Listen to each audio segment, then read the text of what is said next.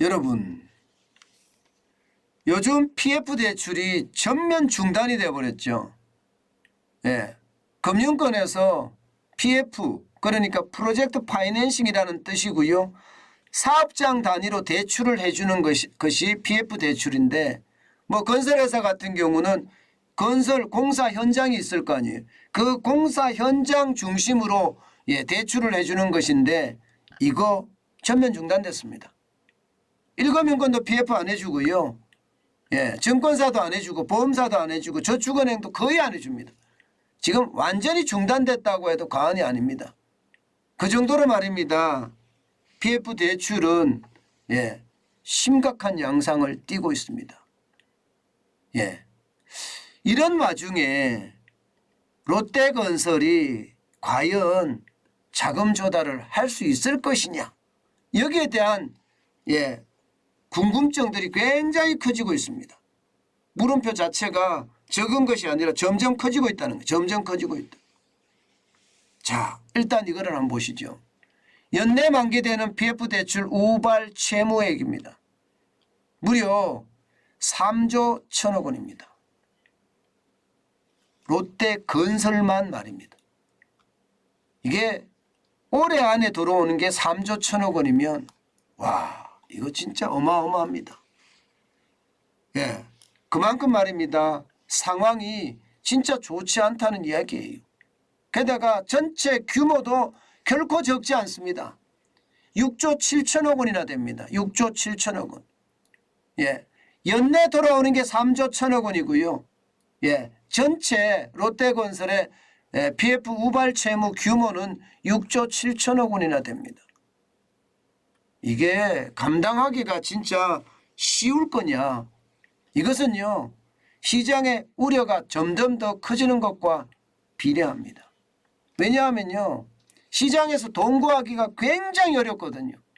여러분 보세요. 주택사업자금 조달 지수가 10월이 40.2예요. 40.2. 이게 100위 기준이거든요. 100위 기준. 100위 기준인데 40.2면 주택사업자금을 현장에서 조달하기가 어렵다는 이야기가 됩니다. 지난 4월에 87.6이었는데 지금은 40.2니까 반토막도 엄청나게 반토막이 난 거예요. 그러면 주택사업자금을 롯데는 쉽게 조달할 수 있을까요? 게다가 말입니다, 여러분.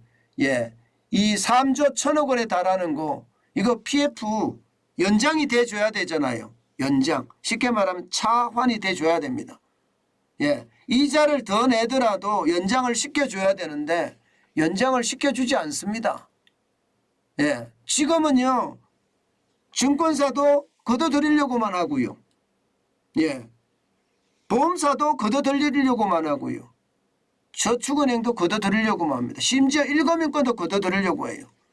부동산 시장에 대한 폭락이 자칫 잘못하면 돈이 오래 묶이겠다 이런 생각이 들거든요. 그러니까 만기가 되니까 달라 이렇게 되는 거예요. 이게 대기업이든 중소기업이든 심지어 지방 중소건설사든 상관없이 말입니다. 그러니까 롯데도 이게 돈을 지불할 수밖에 없는 그런 상황으로 점점 가고 있거든요. 그러니까 롯데는요, 어쩔 수 없이 계열사한테 지금 손을 내밀고 있습니다. 한 달 새에 계열사에서만 1조 1천억 원의 자금을 수여를 했습니다. 당초 2천억 규모의 유상증자를 했고요. 롯데케미칼에서 5천억을 차입했습니다. 그리고 롯데정밀화학에서 3천억을 차입을 했고요. 롯데홈쇼핑에서도 1천억 원을 차입을 했습니다. 야, 이거 진짜 심각하죠. 그런데 문제는 사실 롯데케미칼이라는 회사가 굉장히 좋은 회사예요. 그런데 이 롯데케미칼이 적자를 내고 있단 말입니다. 지금까지는 잘 나가던 롯데케미칼이 적자를 내기 시작했습니다. 그러면 여러분, 이 돈 1조 1천억 원을 이렇게 마련을 했어요. 앞으로도 지금 3조 1천억 원이니까 2조가 더 있어야 됩니다. 연말까지. 롯데가 괜찮을까요? 롯데 그룹적으로는 타격이 안 갈까요? 롯데 전체적으로는 자금 경색이 일어나지 않을까요? 와우, 이거 진짜 심각한 문제가 되는 거예요. 게다가 일진 머터리얼즈라고 이게 자동차 배터리에 들어가는 그런 사업을 하는 일진 머티리얼들을 1조 2천억 원인가 인수를 했습니다. 그 자금도 마련해야 됩니다. 과연 저는 롯데가 계속 이 자금을 마련해 갈지 굉장히 크게 눈을 크게 뜨고 지켜봐야 된다고 생각을 해요. 물론 일본 롯데가 도와주면 뭐 쉽게 해결될 수도 있는 상황이 될 수도 있겠죠. 그렇지만 일본 롯데가 쉽게 돕기가 쉽지 않습니다.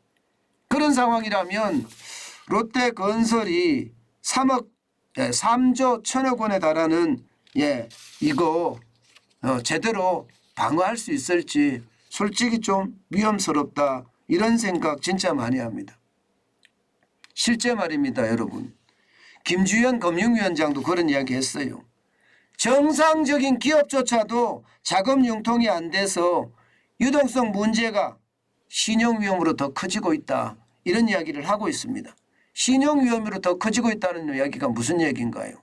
흑자부도가 날 수도 있다는 이야기예요. 흑자부도가.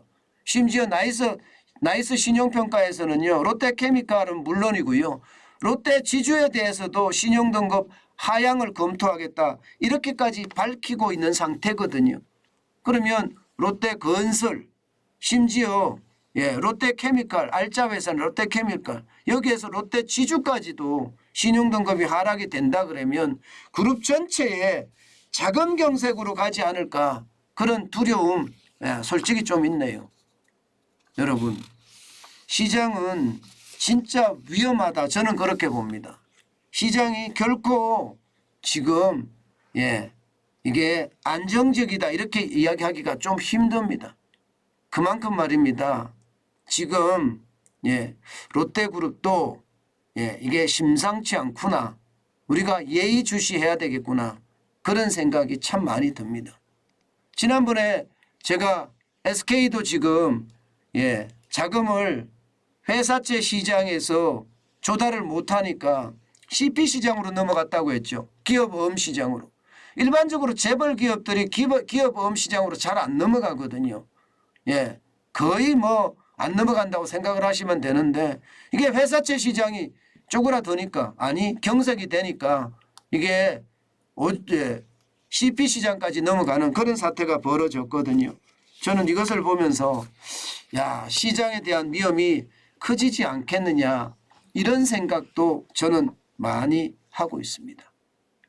여러분 이게 주식시장이 화랑을 탄다고 해서요.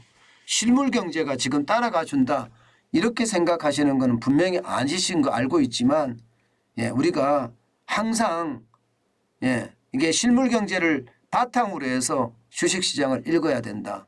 저는 그런 생각 많이 합니다. 그만큼 불안하다. 이것이 핵심 내용입니다.